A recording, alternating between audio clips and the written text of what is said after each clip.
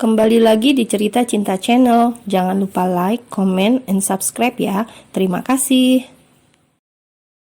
Ayah, aku senang ayah udah sehat lagi. Kira-kira kapan ayah bisa pulang ke rumah?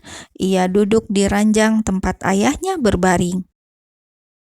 Tadi kata dokter kalau nggak ada keluhan, sepertinya besok udah bisa pulang, jawab ayahnya. Seraya tersenyum pada anak gadisnya, ia tahu Inayah sangat mengkhawatirkan keadaannya. Alhamdulillah kalau gitu ya, ucapnya kegirangan. Yah, tadi itu teman ayah. Sebenarnya ia sudah penasaran sejak tadi. Iya, saat SMA kami berteman sangat akrab. Sepertinya om itu tajir ya. Melihat dari penampilannya, apalagi tadi saat mata Inayah tertuju pada jam tangan mewah berharga ratusan juta yang dikenakan lelaki itu. Iya, dia punya banyak perusahaan. Kami memang berteman dekat, tapi nasib kami berbeda. Saat ayah memilih untuk menjadi seorang PNS, dia harus meneruskan usaha ayahnya. Jelas sang ayah. Oh, begitu ya, jawab Inayah singkat. Kamu kalau dijodohin mau nggak? Sebenarnya lelaki itu tak berniat sedikit pun menjodohkan anaknya, karena baginya kebahagiaan anaknya lah yang terpenting. Ia hanya menguji gadis itu saja. Ayah, jangan yang aneh-aneh ya, Ina nggak mau, tolaknya mentah-mentah. Jadi, kamu udah mantap dengan laki-laki yang mau membantu biaya operasi ayah, begitukah? Gimana ya ngomongnya ya? Ina juga nggak yakin. Sepertinya hubungan kami nggak akan berjalan mulus. Ia menundukkan kepalanya saat mengingat hubungannya dengan Ibra. Ia tak yakin dan tak mau terlalu banyak berharap. Ya, ayah paham. Kita jelas nggak setara dengannya. Kamu juga jangan terlalu banyak berharap ya. Serahkan aja pada Tuhan. Jika memang dia jodohmu, jalan kalian pasti mudah. Nasihat ayahnya semakin membuatnya yakin bahwa tak perlu terlalu menaruh harapan tinggi. Bukan perasaan Ibra terhadapnya yang ia ragukan, melainkan restu dari orang tua Ibra. Mata Inayah sedang fokus pada layar komputernya. Pagi itu begitu hening, hanya terdengar suara ketikan keyboard yang dihasilkan oleh jari-jarinya. Pagi ini ia berangkat lebih awal dari biasanya, mengingat ada beberapa pekerjaan yang belum ia bereskan. Saat sedang asik dengan komputernya, gadis itu mendengar suara langkah kaki yang berbeda dari biasanya menuju ruangannya. Ya, ini jelas berbeda. Terdengar langkah kaki menggunakan heels, berarti itu seorang wanita. Siapa ya? Inayah bertanya dalam hati sembari menunggu siapa yang akan muncul dari balik pintu. Inayah tercengang melihat siapa yang menghampirinya. Pagi, wanita itu menyapa Inayah. Pagi Bu, jawabnya sedikit gugup. Jelas dari wajah dan penampilannya, wanita itu jauh lebih dewasa dari Inayah. Pak, Ibranya belum sampai. Saya mau serahkan laporan keuangan yang tempo hari beliau minta. Wanita itu tersenyum miring penuh makna. Belum Bu, mungkin sebentar lagi. Oh ya, baiklah, nanti saya kembali lagi. Wanita itu melangkahkan kaki keluar ruangan, namun baru beberapa langkah ia memutar balik. Emang ya, zaman sekarang banyak sekretaris yang bermain gila dengan bos. Kata-kata pedih itu menusuk ke jantungnya. Ia sadar betul ini salahnya. Maaf Bu, itu semua gak seperti yang Anda pikirkan. Meski ia menyadari kesalahannya yang telah bermalam di apartemen seorang lelaki, tapi ia masih melakukan pembelaan terhadap dirinya. Di hari Minggu pagi, keluar dari apartemen bersama seorang lelaki.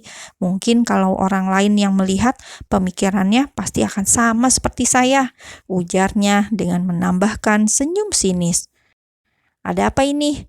Mendengar suara itu, keduanya langsung menoleh. "Pak, saya mau serahkan laporan keuangan bulan ini." Wanita itu terlihat gugup. Ia sangat berharap jika lelaki itu tak mendengar apa yang barusan ia katakan pada Inayah. "Silakan ke dalam." Lalu ia mengikuti langkah Ibrah. Inayah bernafas lega karena kedatangan Ibrah. Ia selamat dari wanita yang berniat menghujatnya dengan kata-kata yang lebih menyakitkan.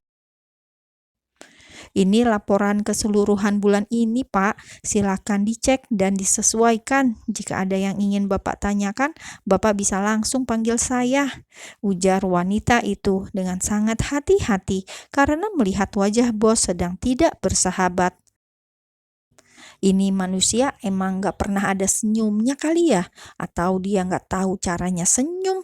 gumam Lira. Dia adalah bendahara di perusahaan itu. "Baik, akan saya pahami terlebih dahulu," tanpa menatap lawan bicaranya. "Ya Pak, kalau begitu saya permisi." Melangkahkan kaki keluar. "Sebentar." Mendengar itu, Lira langsung berbalik. "Kamu masih mau bertahan bekerja di sini kan?" Ibra menaikkan alisnya saat menanyakan itu, membuat lawan bicaranya terlihat bingung. "Ya Pak, apa yang kamu lihat kemarin pagi di lorong apartemen itu kalau sampai menyebar berarti kamu orangnya kan?"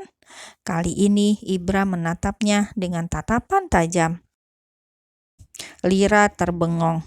"Oh, jadi secara nggak langsung aku diancam nih. Oke." "Tenang Pak, aman kok," jawabnya memahami apa maksud Ibra. "Baik, kamu boleh keluar." Lira mengangguk dan pergi meninggalkan ruangan itu.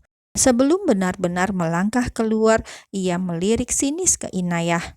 "Sial, aku diancam untuk menutupi skandal antara bos dan sekretaris." Sudah hampir 1 jam Ibra bergumul dengan berkas dan laptopnya. Ia bangkit dari kursi dan melangkah keluar seperti ada yang kurang pagi ini. Ia belum menyapa perempuan cantik yang sedang duduk di luar ruangannya. "Kamu ngapain?" Ibra berdiri di belakang Inayah yang sedang duduk di kursinya. "Ngerapiin schedule meeting kamu, Mas," jawabnya tanpa menoleh ke lelaki itu. Oh, ia menempelkan dagunya pada rambut gadis itu hingga wangi shampoo yang digunakan Inayah tercium ke rongga hidungnya. "Wangi, aku suka," ujarnya. "Ini di kantor, Mas." Mendapat perlakuan tak wajar seperti itu, Inayah langsung mengelak. Ya, masalahnya ini di kantor, tempat yang selalu ia hindari untuk berdekatan dengan Ibra. Jikapun harus berdekatan, itu hanya untuk hal-hal penting dan mendesak saja. "Emang kenapa?" Ibra berdiri tegak. "Nanti ada yang masuk tiba-tiba." Jawaban gadis itu membuat Ibra tersenyum. "Jadi kalau di tempat lain nggak masalah kan?" Pakai nanya lagi. "Emangnya kamu kalau mau ngelakuin sesuatu ke aku pernah nanya dulu? Enggak kan?" Dengan nada ketus, gadis itu mengumpulkan keberanian untuk mengatakan itu karena apa yang dikatakan Inayah itu benar. Ia ingat lelaki itu sering sekali melakukan hal-hal mengejutkan tanpa permisi, menggenggam tangannya saat mereka basah kuyup, memeluknya dari belakang, tidur di pangkuannya. Bahkan baru-baru ini lelaki itu sudah mengambil ciuman pertamanya. "Masih pagi, jangan ngomel." "Oh iya, jadwalku siang ini kosong kan?" "Iya, kosong. Kamu gak ada meeting apapun," jawab gadis itu setelah memastikan. "Oke." Lalu Ibra kembali ke ruangan dan mulai melanjutkan pekerjaan yang tertunda karena gejolak rindu ingin menyapa wanitanya kala itu. Saat sudah memasuki jam makan siang. "Aku keluar sebentar ya. Kamu makan siang tanpa aku nggak apa-apa kan?" Ibra keluar dari ruangannya tanpa mengenakan jasnya, hanya kemeja dan dasi, terlihat santai. "Iya mas, kamu mau kemana?" Aduh, ngapain bertanya segala? Punya hak apa aku nanya-nanya? Seketika Inayah menyesal telah bertanya, tapi tak mungkin ia menarik kembali kata-katanya. Ketemu seseorang, aku pergi ya. Inayah mengangguk, pikirannya sudah kemana-mana. Sepertinya ini bukan urusan bisnis, ketemu kolega, klien, atau semacamnya. Karena jika urusan bisnis, pasti Inayah terlibat di dalamnya. Tapi tidak kali ini. Ketemu siapa ya? Urusan apa? Hatinya seperti bergemuruh, pikirannya tak karuan. Gadis itu seakan tak rela jika Ibra bertemu dengan seorang wanita. Kala itu pikirannya tertuju pada gadis cantik yang akan dijodohkan oleh Ibra, yaitu Aurel. Tak lama setelah Ibra pergi, gadis itu keluar dari ruangan. Niatnya ingin makan siang dengan Yasmin.